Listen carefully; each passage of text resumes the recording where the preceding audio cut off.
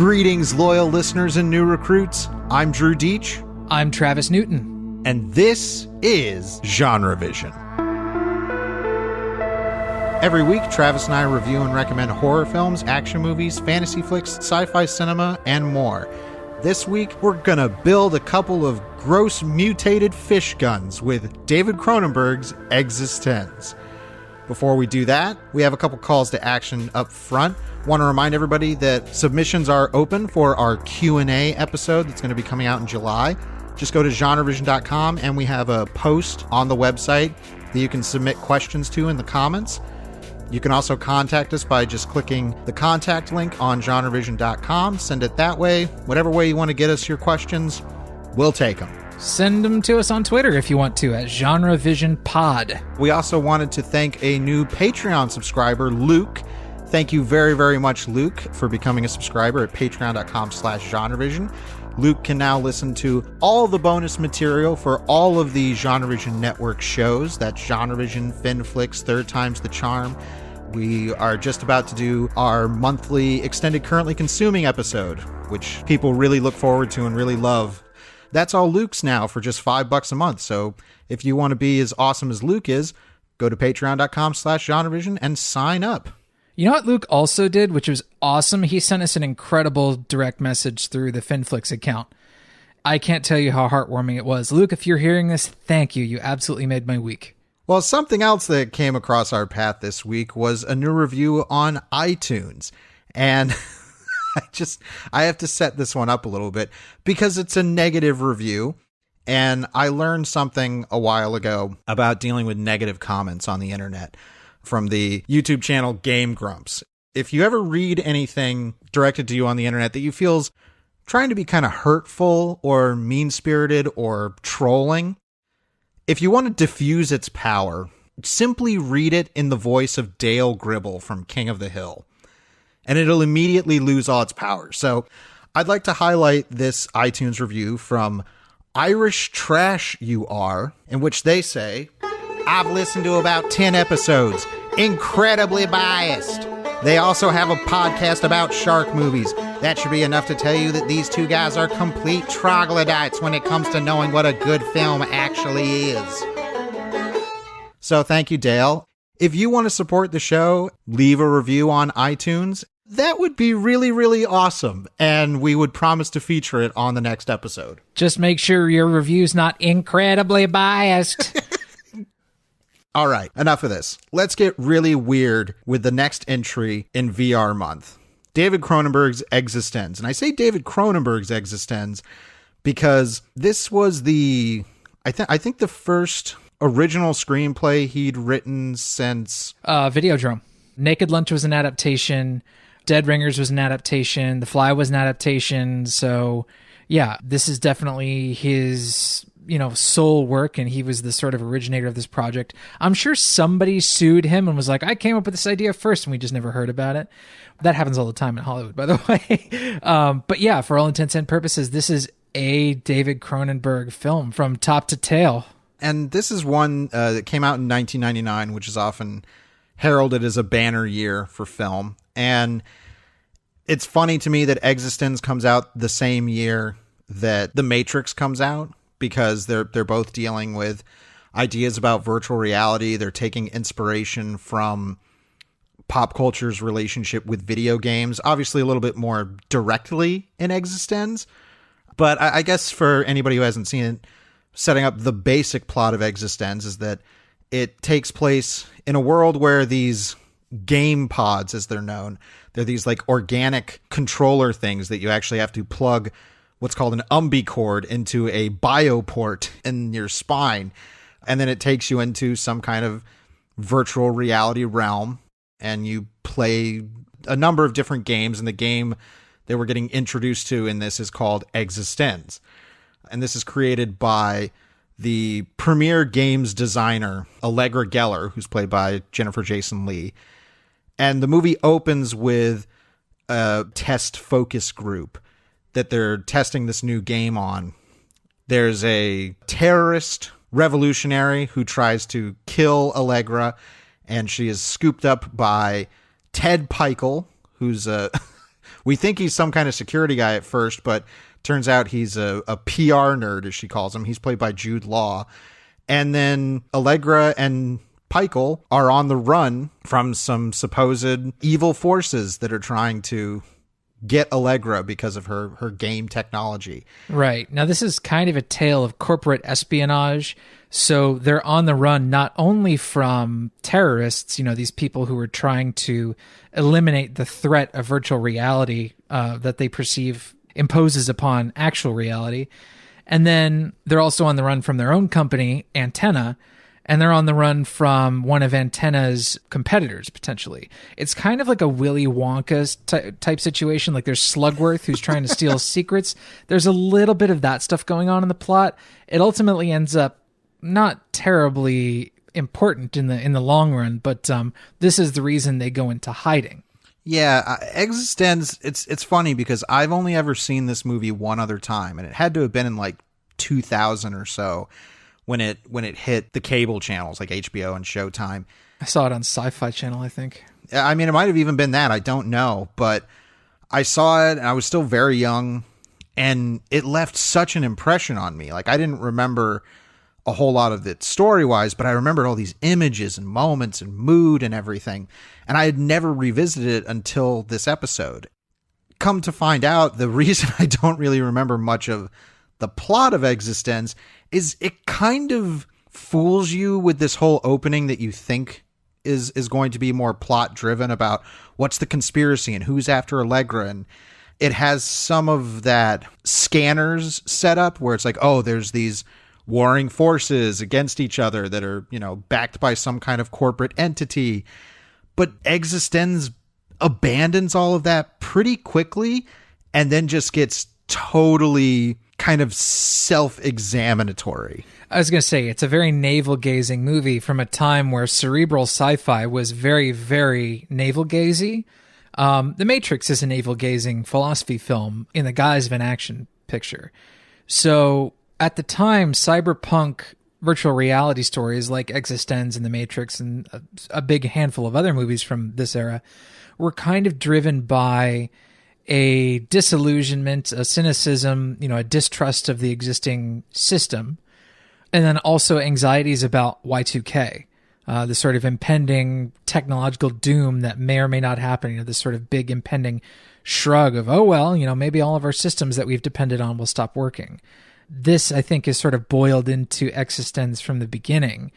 It's an inherently sort of pessimistic movie, but it's not Black Mirror level pessimistic where it says our technology will kill us. The technology isn't really the enemy in eXistenZ. It's more an examination of how we deal with fiction. Well, there's that. I think what's interesting is, we kicked off VR month with Virtuosity, which when it comes to utilizing virtual reality as kind of a topic to explore different themes and ideas, Virtuosity didn't really do that, but eXistenZ gets to a core idea that virtual reality is used for in stories, and that is examining the very nature of reality. What is reality? Right, and in eXistenZ, reality is storytelling. So it automatically knows that the same sort of conventions that we find in cinematic storytelling, and really in all fiction storytelling, are going to sort of run through every single layer of reality and pop up in different ways. For instance, in this opening sequence, Allegra Geller is shot. She's shot with an organic bullet out of a gun that is able to pass through a metal detector because it's made out of this organic goop, what looks like bones and flesh. Very Cronenbergian, of course. And so they discover that Jennifer Jason Leigh has been shot with a tooth, a molar, that is used as an organic bullet, and they have to dig it out of her shoulder in, traditional movie fashion, which is not something you really should do. If you're an amateur, trying to dig a bullet out of somebody is pretty highly inadvisable. But Jennifer Jason Leigh's character, Allegra, says to Jude Law's character, Ted, we need to stop. And he goes, why? And she says, so we can have an intimate moment together. Because Cronenberg knows these sorts of surgery scenes where one character is tending to another can synthesize romantic chemistry. Right. It's about penetration and an incredible intimacy. Right. Well, it's like caretaking. I forget what movie we saw. Oh yeah, the Gina Davis pirate movie, Cutthroat Island. There's a scene where she's operating on Matthew Modine, trying to get a bullet out of him, and it's like the only scene in the movie where they actually have chemistry. So we know that throughout fiction, that this sort of scene where there's sort of an imbalance of power, where one character is taking care of another character because they're infirmed or injured, that this synthesizes some sort of romance. Right. I mean, the entire movie, as it goes on, we realize is not so much about, oh, what's the conspiracy that's going on, who's after them, because after a certain point, we spend more time in the supposed game reality than the real world. And that's all done through the perspective of Ted Pikel, Jude Law's character, because he doesn't have the bioport necessary to play games. And eventually he has to get one. And I think eXistenZ is even kind of a really funny movie at times, but it's funny in only clever ways, because I love that they're like, okay, Allegra's like, well, I think my game pod that houses eXistenZ was damaged, and the only way I can check if it's working is to play it with somebody else. So we need to get you a bioport. And Ted Pikel goes, well, yeah, we're just going to find me a bioport in any old country gas station. Cut to a building with the words country gas station posted on it. Yeah. Oh, yeah. Well, he knows the cleverness of like how artificial this is. So of course it's, the creepiest gas station attendant they can find, Willem Dafoe, who's going to install this like, bootleg bioport in this guy's spine. And then they kind of build the fiction out around it. It's like evidently a bioport is such a common thing to have installed that they do it at the mall. It's like having your ears pierced. That's what Allegra tells him. But Ted doesn't want the bioport installed because he has a phobia of getting his body penetrated surgically. Sure, which, I mean, these are very common Cronenberg ideas about, the penetration of the flesh and what might be seen as the perversion, or rather the modification of the flesh to enhance it to society's whims. And I mean, I have to believe that if you're watching this movie and by the time they get to country gas station and Willem Dafoe's gas station attendant is named Gas, like you have to understand the levels of satire that Cronenberg is dealing with, because he's always been very satirically minded, just not in kind of an outright lampooning way. Sure, he's satirical in ways that are kind of obvious once you get to know his language, but he doesn't do satire in the way that I think is more accessible. So Ted does indeed have this bioport installed, but the synthetic or the anesthesia that Gas uses on him, that Willem Dafoe uses on him, paralyzes him from the waist down. So he's pretty much stuck there, and they decide to port into eXistenZ. They go to port in, and the game pod shorts out. At this point, Allegra blames Ted because he's inexperienced with this stuff, that he's like, oh, you blew it with a neural surge. And I love the effects in this scene. The pods are like ridiculously disgusting. I mean, they look like living sex toys that have like vaguely fleshy lumps. Like it has maybe what kind of looks like a nipple, and they flick it to stimulate it, and it pulses and moves, and ugh. I wasn't thinking about nipple with a bump that you stimulate. I was thinking of something else. But anywho, I mean, we're kind of just, we said this is almost a plotless movie, but we're kind of just talking about the plot. I do want to talk about. Well, make no mistake, a bunch of stuff happens in the movie. Well, yes, but the thing is, there's other stuff going on. For example, Willem Dafoe is so wonderfully creepy and funny in his couple of scenes as Gas, and gets a genuine jump scare in this moment, because when we realize that he has installed a bad bioport to sabotage Allegra's game pod, and he's going to kill her to collect on some bounty, Pikel shoots him with the port gun. And when that happened and Willem Dafoe's neck just explodes in blood, I jumped. It's such a good jump scare. It is, and it's a very gross kill, too. Cronenberg is really, really great with his depictions of violence here. He makes the violence feel odd and personal. You know, people are shot in places you don't normally expect them to get shot in. Like Allegra Geller's shoulder thing is like, oh, that's generally where people get shot in movies when you don't want to kill somebody. But when they dig the bullet out of her and it's a tooth, like his subversion of that idea is like, oh, okay, something weird's going on here. It makes it gross. Like, I mean, he's always been a master of grossness and knowingly, not like in a Peter Jackson like jubilant way, even though I'm sure that kind of sensibility is there on set, but in his movies it is always effective and unnerving and gets to something very primal about our unease about our bodies. Right. Well, and it's not gross in a way that can be construed as juvenile, which Peter Jackson is gross in a lot of ways that are like hilariously juvenile, and that's not an insult. It's just like the naturally cartoony nature of all this kind of stuff. Like when he hits the baby in the face with the frying pan in Dead Alive and the frying pan conforms to the shape of the baby's face. Like that's the kind of level of gross out humor he's working on. It's, you know, one step above like Dick and Fart with incredible effects. Cronenberg does stuff like where he wants images to stick in your mind. So he thinks of really unconventional things, like the gun that Chris Lemke wields in the opening of the movie is an instantly memorable prop design because it has like little rib cages and shit in it. It's like so gross. Well, it immediately makes me think of Max Ren's handgun from Videodrome, where it's like it's this weird combination of organic and inorganic materials that doesn't seem, you know, real. Like it seemed, and that gun comes back again later in the movie.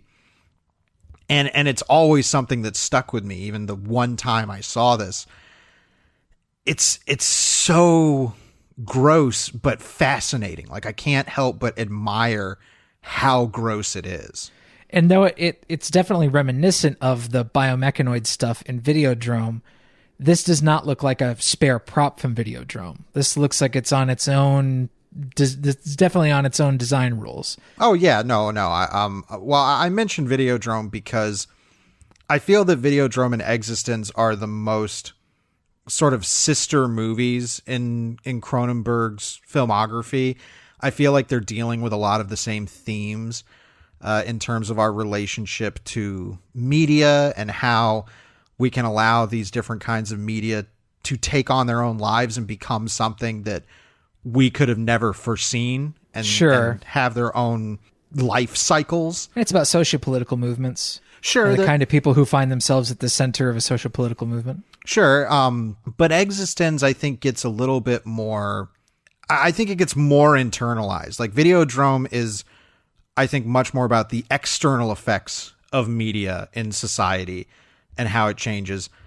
But eXistenZ, like we're saying, being navel gazing, it gets very internal. And like you're saying, it discusses ideas about our relationship to fiction, how fiction operates, how narrative operates. But something else I think it's doing is I think it's talking about acting. And I can see why actors would be interested in playing this, because when Peichel and Geller finally do port into eXistenZ, and they are playing characters, and their characters do things that they're like, I didn't mean to do that. Like, that must be what my game character is programmed to do. It feels like actors talking about what you have to do in order to inhabit another character, another body, and how it's going to do things that maybe you wouldn't normally do. Yeah, and this does a whole bunch of stuff. Like when Allegra and Ted first get into eXistenZ, they meet up with this character that they have to have a dialogue scene with. And they can kind of find their own way through the dialogue scene naturally, but if they don't do it in time, basically the game forces them to spout out a line of dialogue to move the scene forward so that they're not wasting a whole lot of time.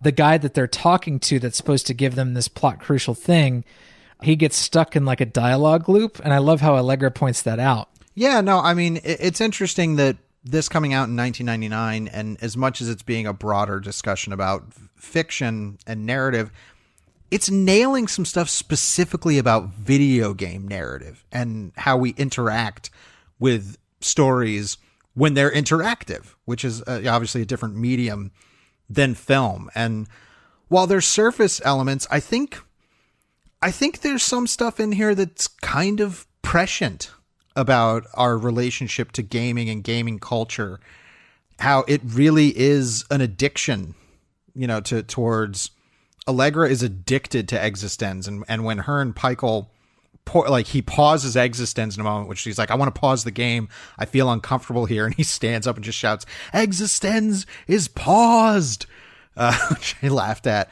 But when they come back out of it and she's like, this doesn't feel real anymore, does it? Like, reality doesn't feel real. Yeah. That is kind of a terrifying moment. Absolutely. Yeah. The fact that she's sort of dependent upon the game to feel real, and, the fact that the game feels real enough to be mistaken for reality at times is kind of a haunting idea.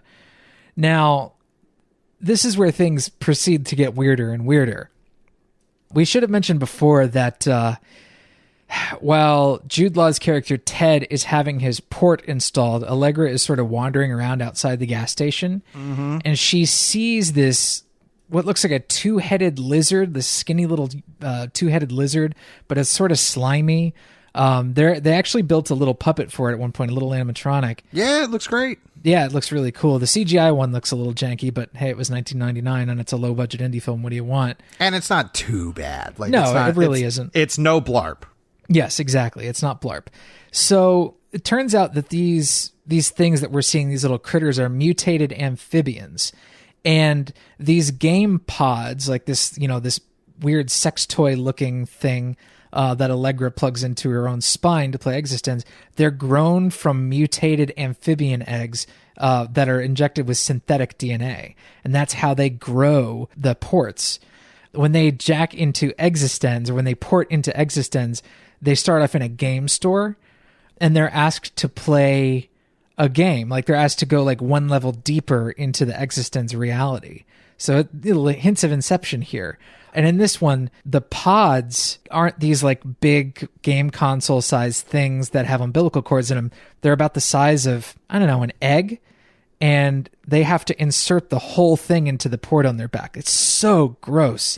Can I just say that I love that scene because when they're putting the pods in each other, Allegra puts it into Pikel and we don't see it happen, and she's like, whoa, it just sucked in. I was like, oh man, we're not going to see that. And then Cronenberg's like, no, don't worry, I got you, bro. So the shot of that tiny little pod getting sucked into Jennifer Jason Leigh's port, and then Jude Law fucking sticking his tongue in the port, I gasped. I was like horrified. It's perverse. It's incredibly perverse, but you get the sense, like, as soon as he puts his face down there, like, he's going to do it. He's going to do, fuck, he did it. But this is what Cronenberg's great at.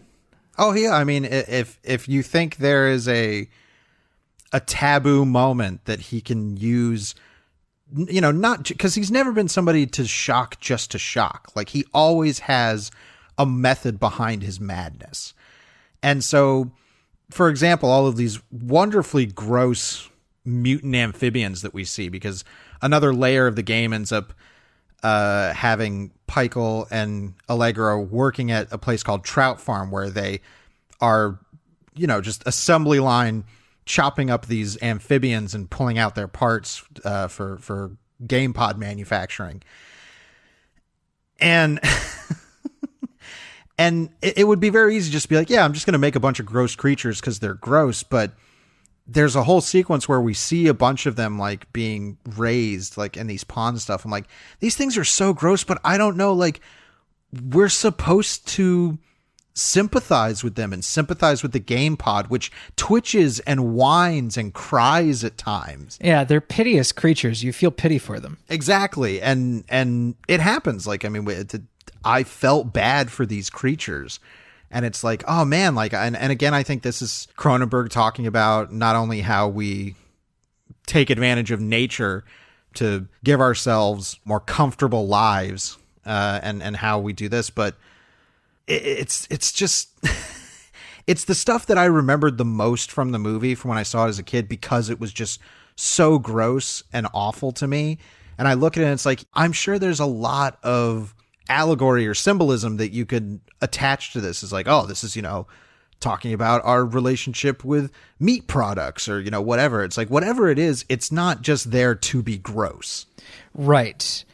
Before they actually go into the trout farm reality, we actually have the first sort of romance, lovemaking scene between these two characters who, at this point, I think have built sufficient chemistry for us to be rooting for their whole, romantic pairing.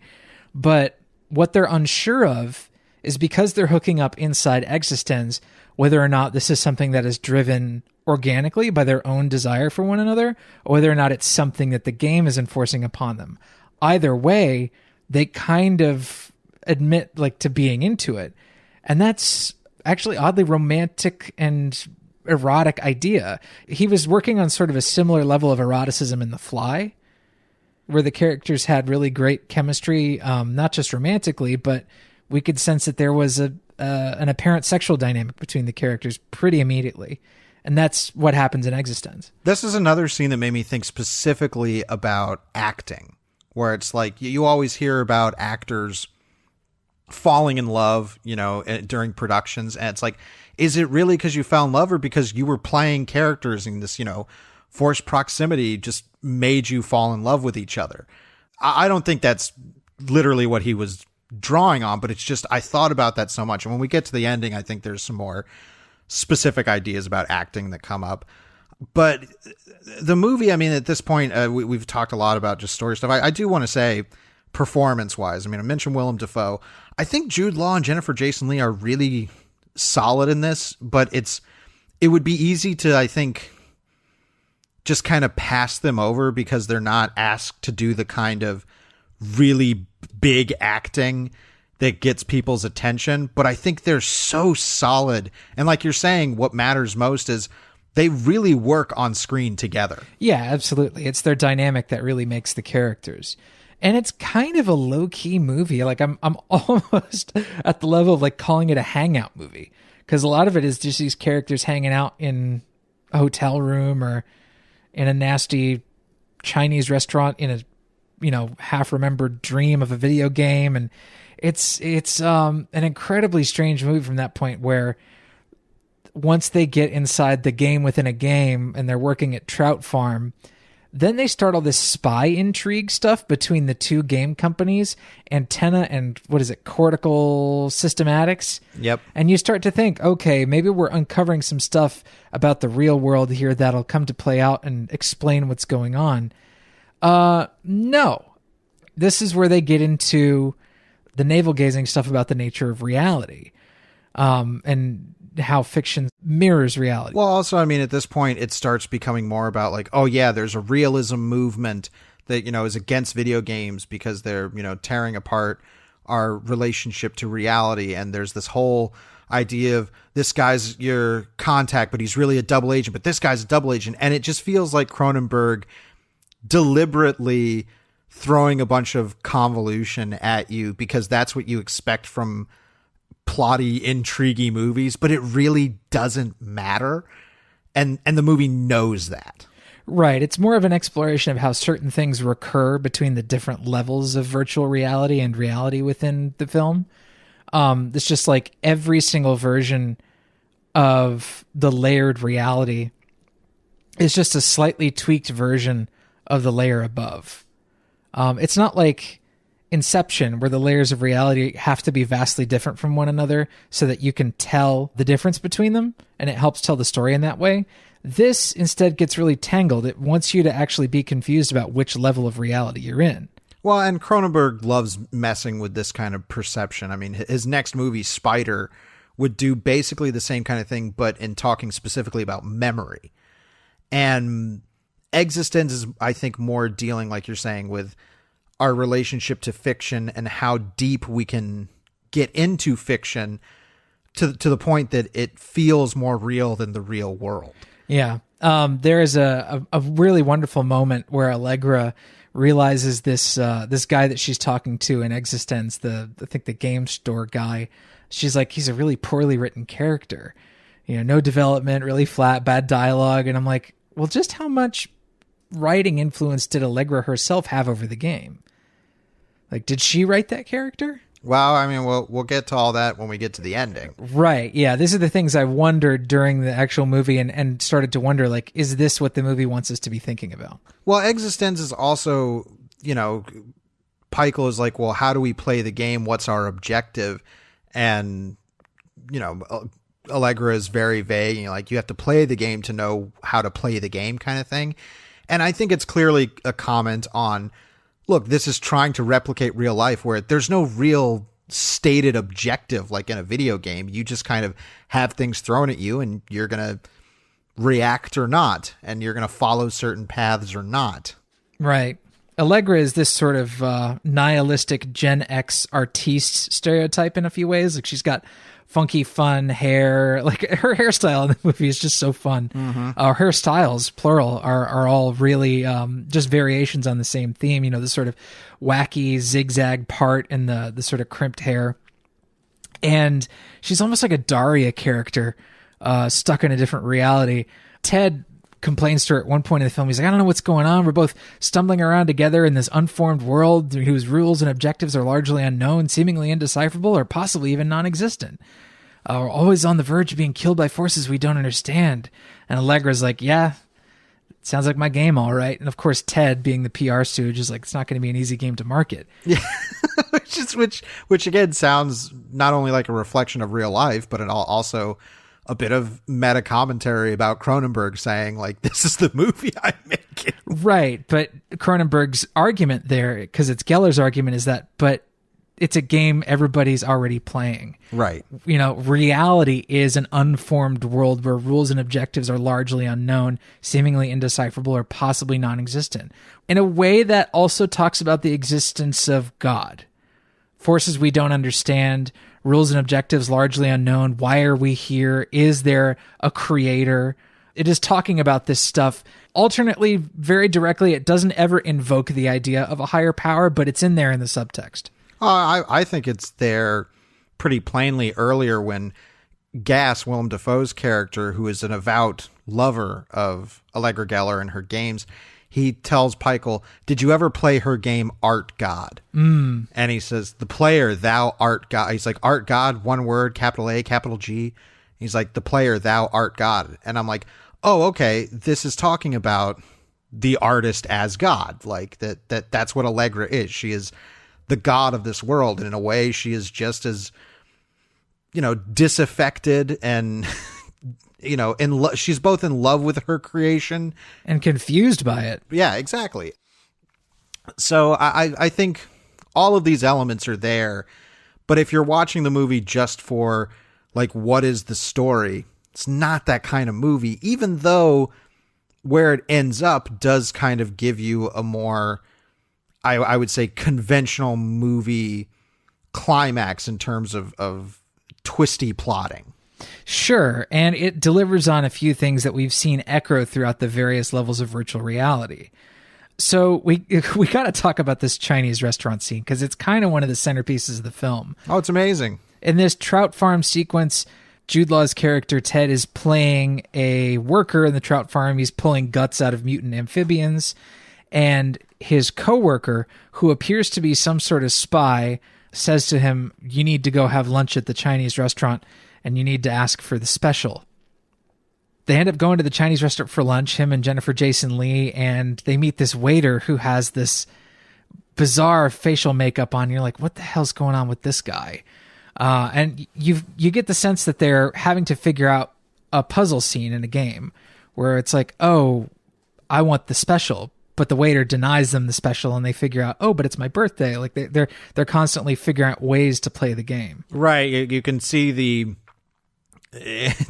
I have to imagine that a lot of video game designers have seen eXistenZ, because I think of, like, BioWare games and, like, dialogue options and scenes like this, where it's like, yeah, this plays like a lot of what we see as modern game interactions. Yeah, BioWare, Bethesda.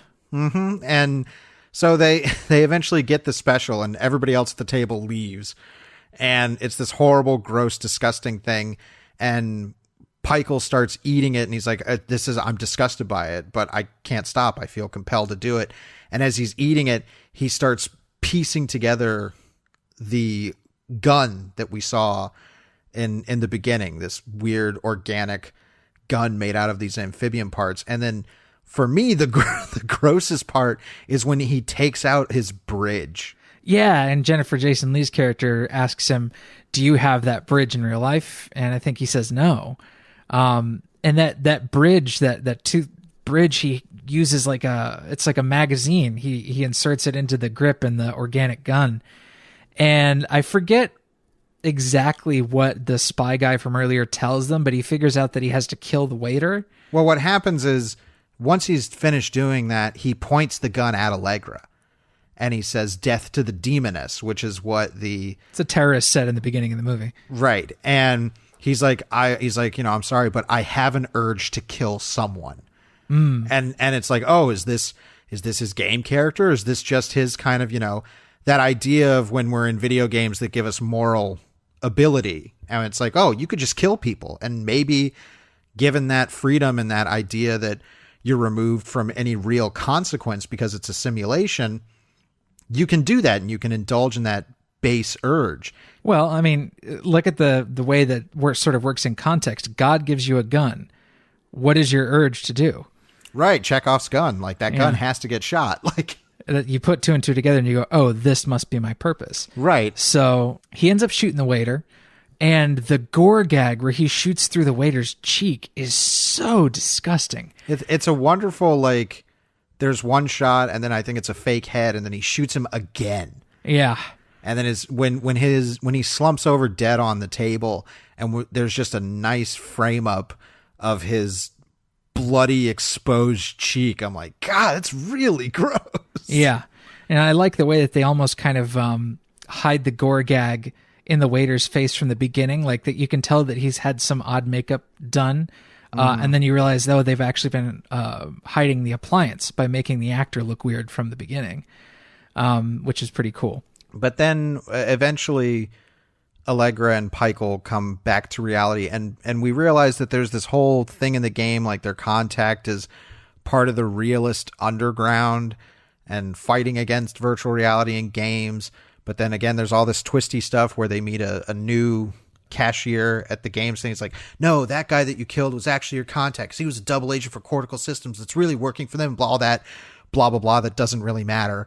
Right. You start to think, oh, maybe this spy plot where they killed the waiter in the Chinese restaurant was something that they were being directed to do by the opposite company. But we've forgotten at this point about Ian Holm, who is introduced earlier in the film as the guy that fixes Allegra's fried pod after the bad port. And gives Pikel and her basically a place to hide out. Right. So he plays a guy named Kiri Vineker, which is one of many awesome names in this movie. Well, Cronenberg is just, I think, very well known for not having a lot of Smiths and Browns in his scripts. Like, if he's going to write a character name, it's going to be something weird and memorable. Right. He kinds of, he loves sort of like made up European names. Brundle and Quaif and Borans and, Pikel, Vinegar, Nourish, Chinese waiter. Well, and I can't even remember. I mean, I know there's just as wacky names and stuff like Scanners. Yeah. So I like that because I remember those names. But yeah, Ian Holm shows up and he's doing some kind of accent. Hungarian. I believe the film was partially financed by Hungarian financiers. Yes. So, when I found that out through the IMDb trivia, it's like, oh, one of the reasons the X and the Z in eXistenZ is capitalized is because in between that makes the word Isten, which is Hungarian for God. And I'm like, okay, sure, IMDb trivia, I'll buy that. Not going to fact check you. But yes, Ian Holm shows up, which is always nice. Ian Holm is, always great to have in your movies. Sure. But when we get towards the end of this game and then it turns into this whole like, oh, it's all about this like revolution about realism and against virtual reality, and Geller and Pikel come back to reality and there is an uprising going on. And sorry, when every time you say come back to reality, of course my brain goes, oh, there goes gravity. Oh, there goes gravity. Choke.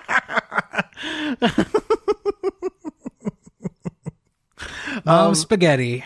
Mom spaghetti.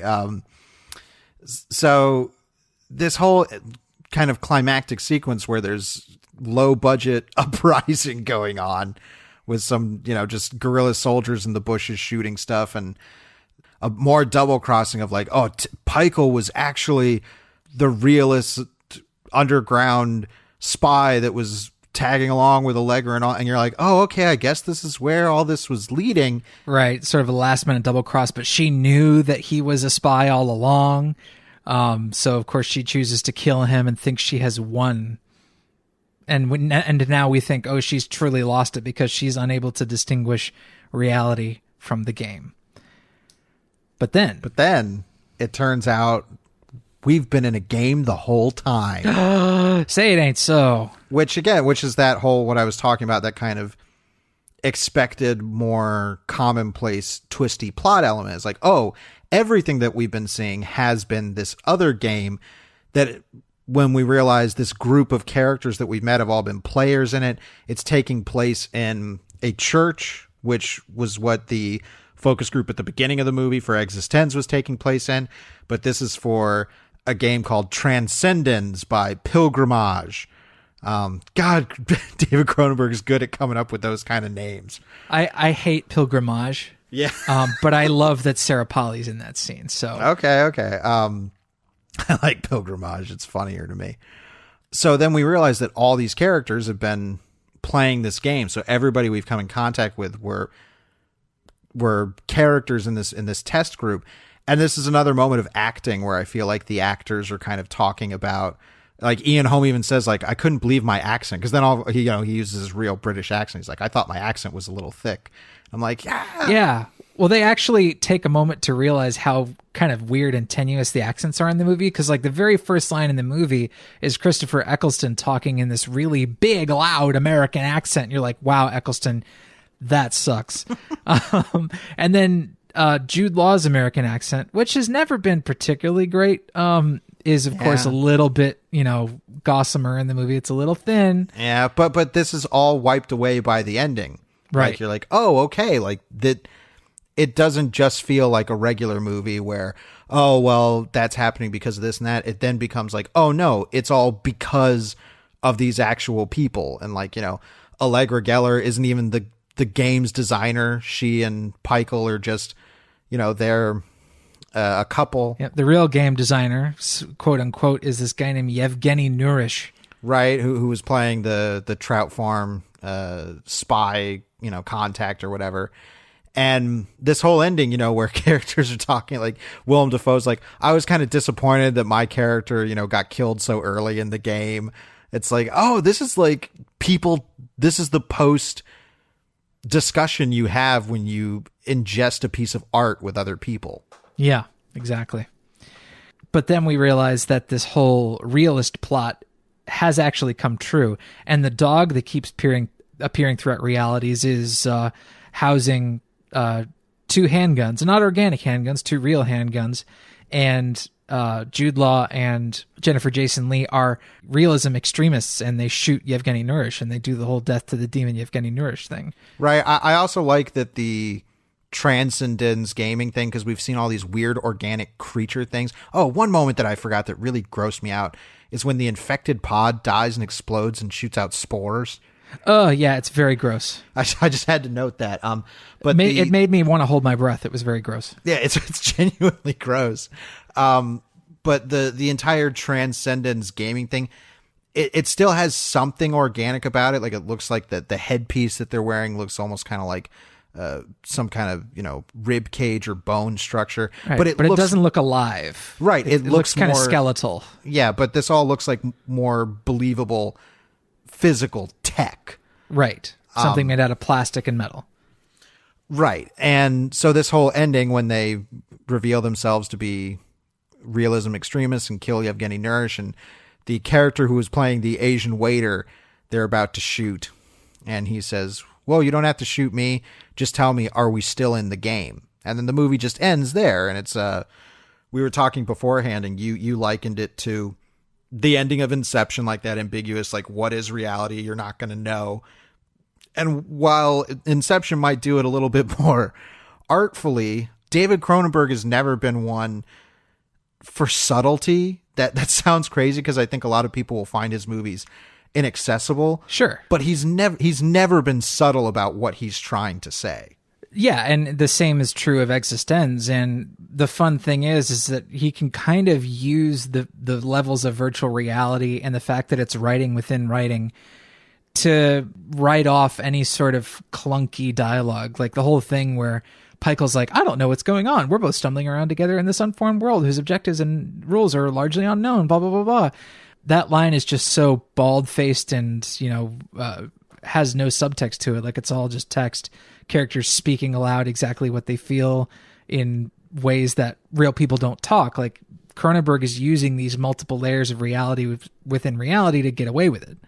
In The Fly, for instance, we believe that Brundle is enough of a super genius to talk like that. He doesn't talk like a normal person does because he's this weird, disaffected super genius who's just operating on a different level. And then, of course, he gets merged with a fucking insect. So it's that kind of stuff is forgivable. So the great thing about Cronenberg is that he, I think, establishes a proper framework for his weird alternate realities. Absolutely. And I think coming around to kind of final summations on the movie, I am so glad that we picked eXistenZ because I behind the scenes here, I really didn't end up taking a lot of notes for this because I was really entranced with the movie. It kind of caught me under its spell. I enjoyed it too, and I actually enjoyed it more than I thought I would. Because there came a certain point in the movie, when they sort of go into eXistenZ and they're having to deal with the dude Darcy, and I was like, I cannot care about any of this sort of like intrigue stuff and, this plot that they're supposed to go on, this sort of spy stuff. I realized I was like, I do not care about any of this. All I care about is these characters sort of being on the run and like the whole, Ted having to get his bioport installed and things like that. Like that was interesting character dynamics. As soon as they got into eXistenZ, I worried, am I going to stop caring? But then I accepted what the movie was doing is like, no, just disregard plot from this point. Make it about the hangout and how these characters are interacting. Well, and just what the movie is clearly trying to explore, like what it's trying to say about itself and art and fiction. And I think that's the best way to enjoy the movie. If you go in if you go in with a kind of a plottier approach, like to mention Inception again. Inception, while being, a movie I like quite a lot, it is a very plot structured movie.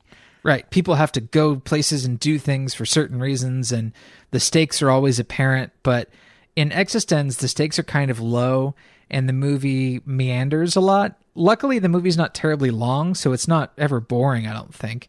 But if it were 2 hours, I think it would definitely stretch the kind of patience that most viewers would have for this sort of stuff. Yeah, I think it moves at a decent clip, and it's obviously well made. I mean, we didn't talk a lot about, Cronenberg's actual filmmaking decisions, but it's certainly a good looking movie. I always like when he gets to work kind of low down and dirty, like as far as these kind of productions.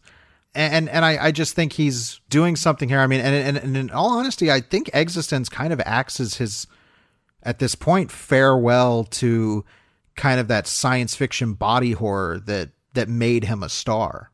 Yeah, he kind of, at this point, unknowingly passed the baton to his son to do Antiviral, which is, I don't know, I definitely think the successor to eXistenZ in a lot of ways.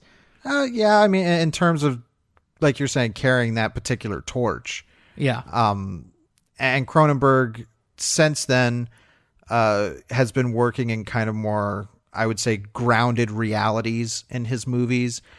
And those have still created some great films, but I think eXistenZ is a movie that if you have any familiarity with Cronenberg and you like his kind of brand of visceral body horror, eXistenZ is kind of the goodbye to that, and it's a really solid one.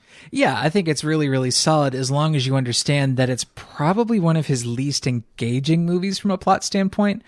It is definitely a lot more navel-gazy and philosophical, but in a way that's sort of low-key and dependent on Gen X coolness and sort of, a detached cynicism. This isn't a criticism, it's just what the movie is. It's just finding out can you work with this movie on its very sort of laid back vibe? Even though like it is a pretty solid gross out flick, the gross outs aren't the sort of traditional gore flick gross outs. Like you never hear about this movie when people talk about like gore flicks and things like that, even though this is like really weird gore. I mean, it's up there. I mean, it's like museum quality gore. I like that description. Well, let's go to the shelf where we pick a movie that might act as a good pairing or substitute for our main topic. And as always, we want to encourage you, loyal listeners, to submit your own shelf picks by going to GenreVision.com and commenting on the post for this episode with your shelf pick. Travis, what are you going to pull off the shelf? All right, I'm going to see if you can guess it. Body horror. Creature horror. Sarah Polley. Canadian production. Is this going to be Splice? It is Splice. Congratulations. You win nothing. Good day, sir. I get the no prize for the day. Yeah. Well, I had nothing to give, Drew. I'm sorry. Just give me your love and your time. That's all I require. Oh, you got it, friend. But yeah, Splice is another kind of successor type film where it's designed to make you uncomfortable. It's a hangout with characters that have pretty good chemistry. You know, Adrian Brody and Sarah Polley's characters work really, really well together, and that's why it feels like so much of a weird fucking betrayal when the movie goes where it eventually goes, and I'm not going to spoil that here. But if you like eXistenZ and you like its weird creature horror, like weird mutant, amphibian creature horror, then you'll probably like Splice. I like Splice. I still haven't revisited it since the theater, but that's another one where it just left such a strong impression on me that I've been kind of saving it for some kind of special occasion for revisit, because I'm like, I don't need to be reconvinced about that movie. I revisited it a couple years ago and was pretty surprised how well it held up. Yeah, I'll have to get around to it because I thoroughly enjoy. Well, it's hard to say enjoy, but I was thoroughly impressed and engaged with that movie. What have you decided to pull off the shelf today? Well, I'm going to pull the 1998 film. eXistenZ came out in 99, and that's going to come up in just a second. The 1998 Alex Proyas film, Dark City. There was this window of time in these late 90s, like you're saying, maybe pre-Y2K era, where there was a lot of studio science fiction movies dealing with questioning reality. And we've even done one on this show with The 13th Floor. But Dark City is one that is always rattled around in my brain because it's such a unique vision of trying to take this kind of German expressionism noir storytelling and merge it with something that is defiantly weird. And it is science fiction, but it almost kind of crosses over into dark fantasy for me. Oh yeah, that's totally true. Yeah. These sort of masters of the world in Dark City are definitely sort of a fantasy villain. And then it makes some really interesting choices, like casting Rufus Sewell as your lead in a big blockbuster movie. Like, this movie had no shortage of budget. It was pretty healthily budgeted.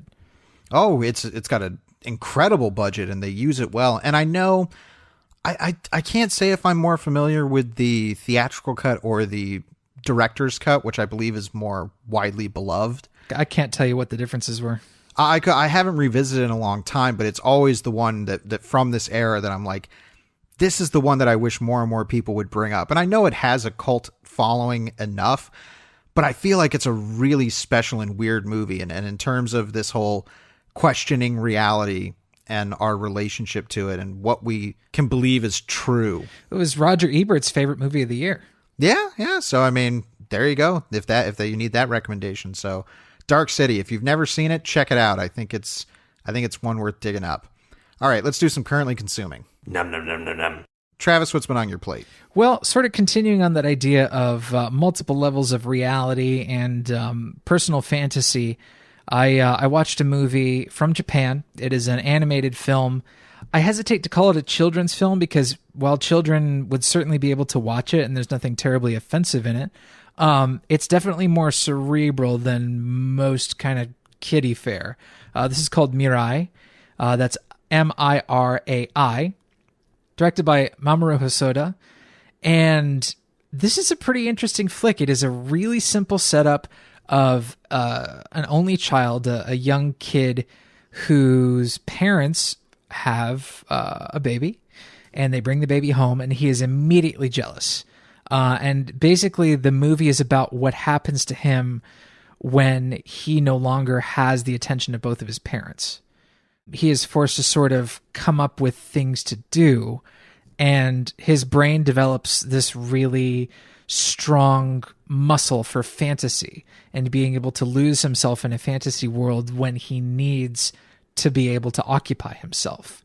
You see in the beginning of the film that he's very occupied with material objects, things that he can have and hold in his hands and things that he can occupy himself with. He likes model trains, really physical objects that he can play around with. But then it starts to examine when he doesn't have these things and has no access to anything but his own imagination. Like, where does he go?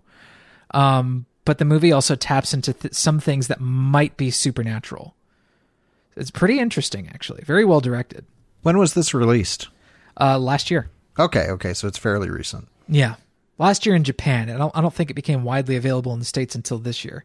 Okay, yeah, my interest is piqued. Yeah, I would recommend it. There's some stuff in it that kind of, I don't know, evokes some kind of deeply rooted memories of not getting the attention you wanted as a child. Like the first time you realize as a kid that maybe you're not getting the kind of attention you thought you should get. It's in that way, it has these like sort of weirdly mundane, powerful moments. Interesting. Yeah, I mean, I've only heard of it from your recommendation, so I'll have to go looking for this one. What, sir, are you, or have you been currently consuming? Well, I'm going to end our reality discussion with a film that is based on reality, but is doing its own fictional riff on it. I watched what I think most people are just going to end up calling the Zac Efron Ted Bundy movie, but its actual title is Extremely Wicked, Shockingly Evil, and Vile. This is from the same director that released the Ted Bundy Tapes documentary on Netflix as well. Which is a pretty good documentary. I can vouch for that. Yeah, I liked that documentary quite a bit. This movie isn't bad. I can't get to a point. That kind of sounds like a preface where you're going to tell me how bad the movie is. Well, no, I'll say there's so much that is good about the movie. For example, Zac Efron's performance is kind of incredible.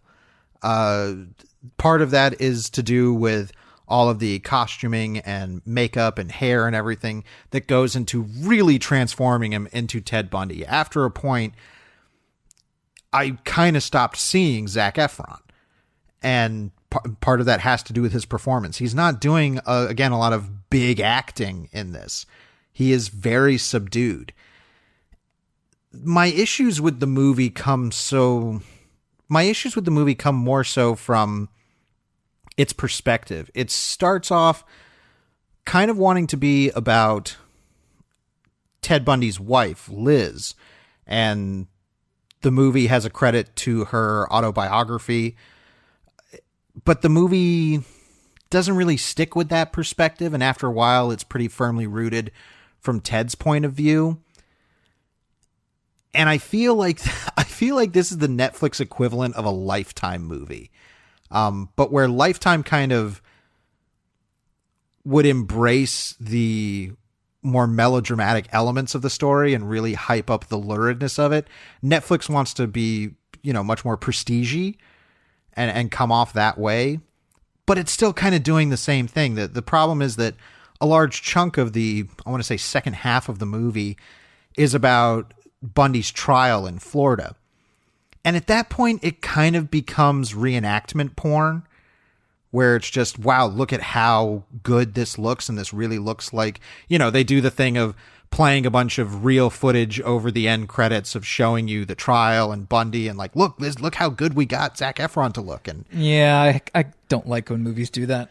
Yeah. And while all of that is done, I mean, this isn't like a, Anthony Hopkins' Hitchcock type, hagiography approach to doing this. I do feel that it's a little bit more subdued and grounded. I feel like it's still kind of in the same mold. Like I said, though, Efron's performance is is kind of bravura. Like, it's amazing just how much he embodies the character. It's not a badly paced movie. Like, if I was just looking at it as the experience of watching it and how the story plays out, it's never boring. I just think it's kind of, if not misguided, I think it loses track of what was the most interesting angle that it started with, which is, let's look at this, because the movie really doesn't focus on Ted Bundy's killings, like, until the very end. We don't see anything. We only see some documentary clips when this stuff starts intruding in his life. And it's played as if, like, well, maybe he's not. I mean, we know he's guilty, but it's played as like, well, from this perspective, maybe he's not. And it's not really about Ted Bundy, the killer. It's about Ted Bundy, the manipulator, and how this guy was so charismatic that he could get people to believe in him, even when all the evidence is right in front of their faces. And that's a fascinating approach to take, but I don't think the movie really commits to that. It comes back to it at the very ending, but when they reach that trial, and it's a trial, so everybody loves trial stuff, that's inherently dramatic setting. But I think it loses what made the idea of its interpretation interesting. If it's something that you know you're going to be interested in because of Ted Bundy or the fact that Efron's doing it, or, you know, the kind of controversy that came up when that came out, it's like, oh, you know, casting him as being, you know, this incredibly attractive Hollywood star as a serial killer who killed women, that's so it's like, well, the movie's aware of that. Like, it's not ignorant of that. Sure. But I think it fumbles the ball in enough ways that it's intriguing, but I can't really give it a full recommendation. Fair enough. I've heard pretty much the same thing from everybody who's watched it, where it has a lot of really interesting elements and is, you know, pretty good in spots, but it kind of loses its way and doesn't end up really feeling like it works as a whole. Anyway, I'm not going to watch it, but I thank you for falling on your sword. Well, there you go. Before we leave, we do want to feature our comment of the week from last week's episode of Virtuosity, which I can't believe got more responses than our Avengers Endgame episode. Mm-hmm. But that actually gives me a big smile, considering, you know, what we're kind of doing with the show and the kind of movies we want to do on the show.